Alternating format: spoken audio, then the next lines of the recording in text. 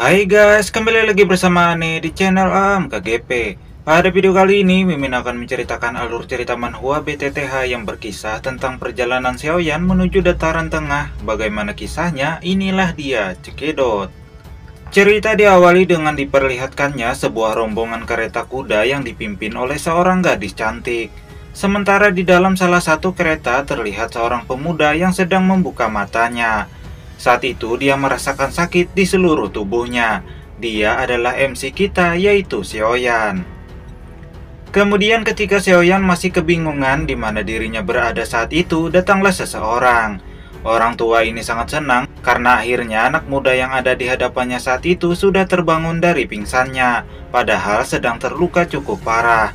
Kendati demikian, Pak Tua ini meminta Xiaoyan agar tetap berada di tempat tidur dan jangan terlalu banyak bergerak. Pak Tua ini memperkenalkan namanya yaitu Han Chong dari keluarga Han.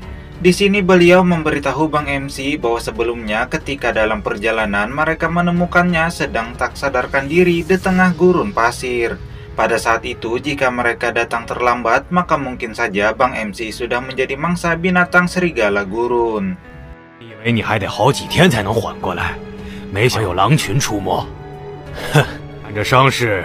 本以为你还得好几天才能缓。 Lalu Xiaoyan teringat bahwa sebelumnya dirinya, Jian dan Xiao Yixian sedang melewati lubang cacing untuk menuju dataran tengah. Namun sayangnya di tengah perjalanan taksi yang mereka tumpangi terkena badai luar angkasa sehingga membuat mereka bertiga terpisah. Di sini Xiaoyan berterima kasih kepada Pak Tua Chong karena telah menolongnya.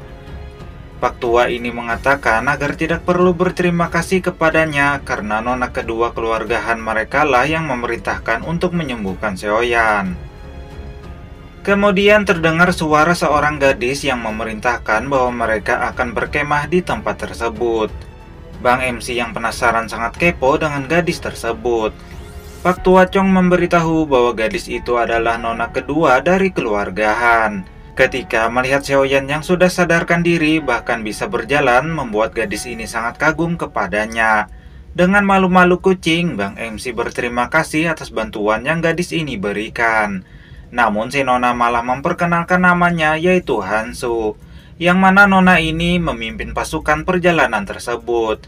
Ia berkata bahwa di dalam pasukan yang ia pimpin mereka tidak akan memberi makan kepada orang pemalas. Nona ini berharap agar Xiaoyan cepat pulih agar dapat melakukan sesuatu untuk mereka. Jika saat itu Bang MC berkontribusi dengan baik, maka setelah sampai di kota, maka akan dapat bergabung dengan pasukan penjaga kota. Walaupun penghasilannya kecil, namun sudah dapat membuat Bang MC bisa bertahan hidup. Di sini Xiaoyan hanya tersenyum ketika mendengar Nona Hansu begitu perhatian kepadanya. Bahkan saat itu si Nona memberikan pil penyembuhan untuknya.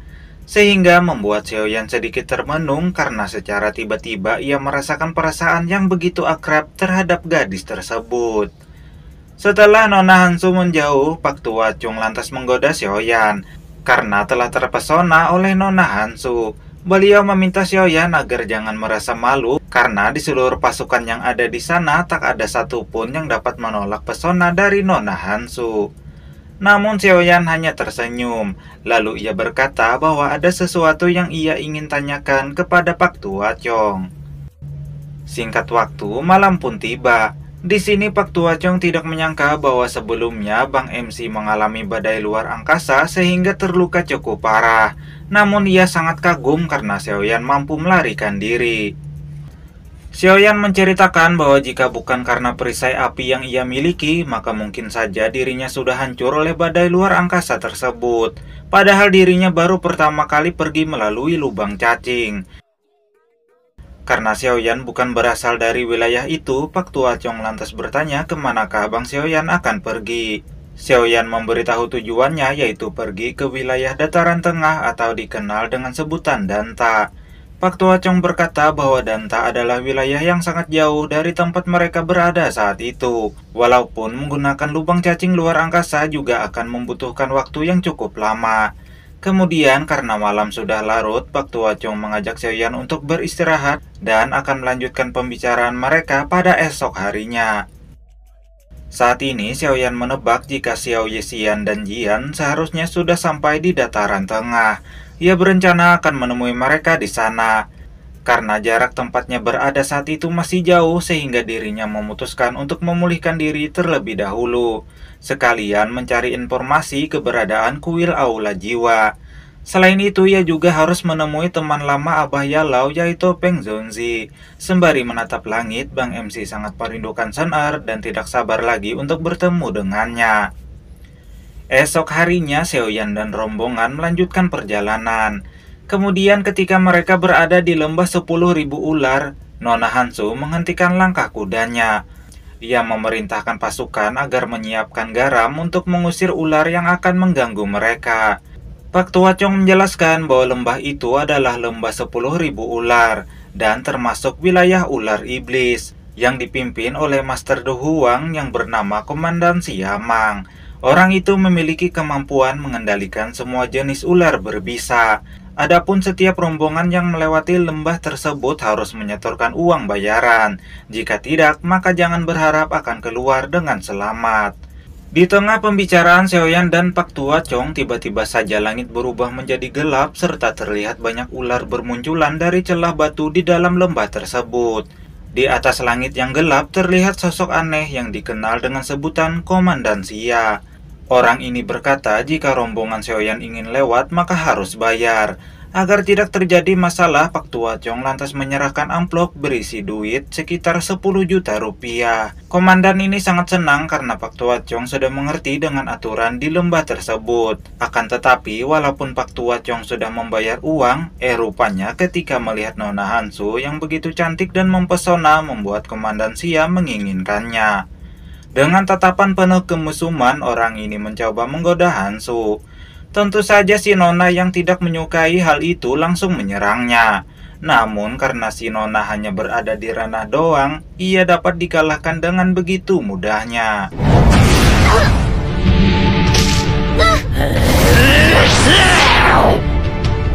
Han家家主和那几个长老确实不好，还想反抗斗皇之力。Pak Tua Chong mengancam jika Komandan Xia berani menyerang keluarga Han, maka leluhur keluarga mereka tidak akan tinggal diam.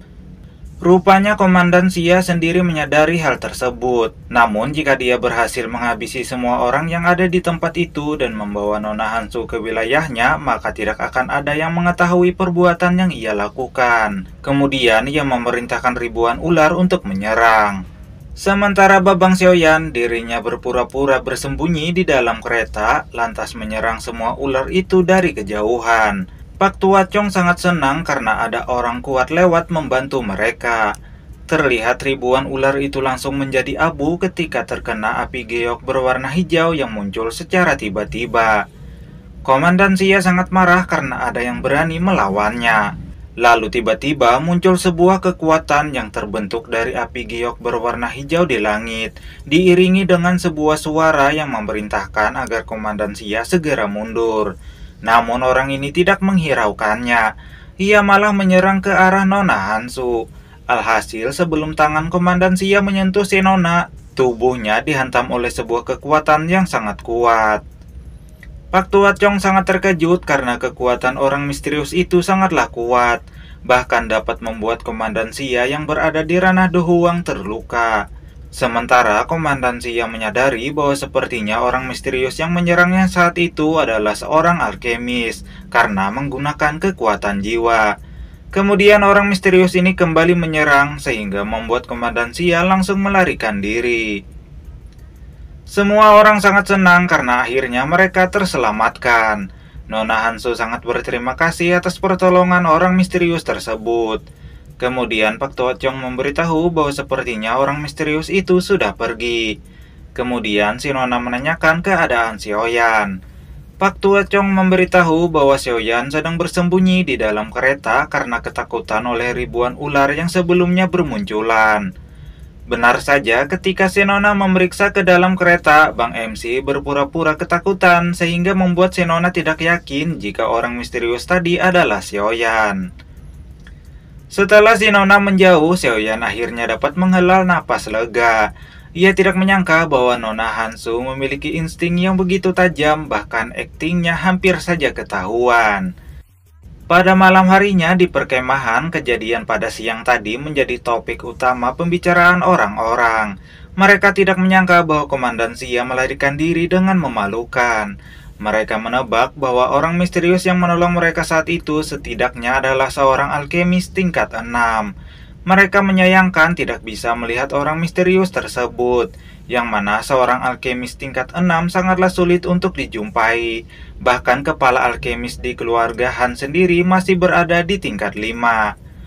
Sementara di dalam tenda yang lain terlihat Bang MC sedang berkultivasi, yang mana berkat pil pemulihan jiwa yang diberikan oleh Nona Hansu, akhirnya luka-luka pada tubuh Xiaoyan perlahan sembuh. Bahkan tidak hanya itu, dirinya juga mendapatkan keuntungan tersembunyi atas badai luar angkasa yang ia alami.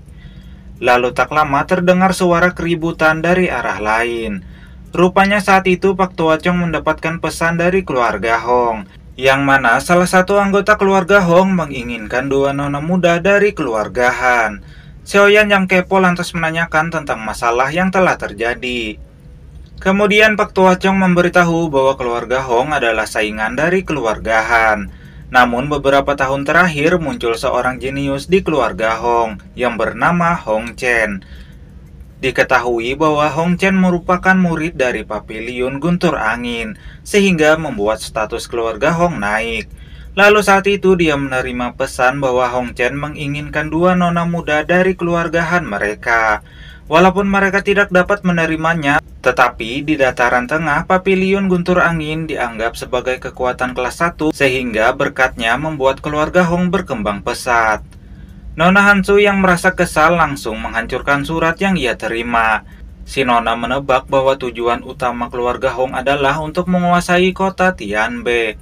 Karena pada esok hari mereka akan memasuki kota Tianbe, si Nona Hansu meminta agar semua orang untuk segera beristirahat lebih awal. Sementara Pak Tua Chong memberitahu Xiaoyan bahwa sepertinya perjalanan mereka akan sangat berbahaya. Untuk keselamatan Xiaoyan, Pak Tua Chong menyarankan agar setelah fajar mereka harus berpisah jalan. Ia juga memberikan uang untuk Bang MC. Keesokan harinya terlihat rombongan Nona Hansu telah memasuki kota Tianbe. Namun tiba-tiba mereka dihadang oleh pasukan keluarga Hong yang dipimpin oleh Hong Mo. Nona Hansu tidak menyangka jika Hong Chen mengirim Pak Tua Hong Mo untuk menangkapnya. Dengan nada penuh kesombongan, orang tua ini menyuruh Hansu agar segera ikut bersamanya. Namun si Nona menolaknya dan memilih memberikan sebuah serangan. Namun sial, hanya dengan sedikit kekuatannya Pak Tua Hong Mo berhasil memukul mundur Nona Hansu. Hong Mo tidak menyangka bahwa Nona Hansu memiliki sedikit keterampilan. Namun untuk saat itu dirinya tidak ada waktu untuk bermain dengan anak-anak. 以大欺小，不更名，坐不改姓。本少什么人？萧炎是你？小兄弟，难道之前 Pada saat ini, Pak Tua Chong menyadari bahwa orang misterius yang menolong mereka ketika di lembah 10.000 ular adalah Xiaoyan. Sementara Hong Mo ia tidak menyangka bahwa anak muda yang ada di hadapannya adalah seorang elit Du Huang bintang 7. Hong Mo mengatakan bahwa permasalahan yang terjadi saat itu adalah masalah pribadi antara keluarga Hong dan keluarga Han. Dia meminta anak muda yang ada di hadapannya untuk tidak ikut campur. Kemudian Xiaoyan mengeluarkan uang yang sebelumnya diberikan oleh Pak Tua Chong. Karena dirinya telah diberi uang, maka ia akan membalasnya. Di tempat lain, lebih tepatnya di kediaman keluarga Han, terlihat Hong Chen bersama para kroconya menemui Nona Han Yu agar ia ikut bersamanya ke keluarga Hong. Dirinya juga memberitahu bahwa saat itu Hansu sepertinya sudah lebih dulu dibawa oleh Pak Tua Hong Mo ke keluarga Hong. Pada saat Hong Chen begitu senang, tiba-tiba saja 我绝不会嫁给你的，小雪。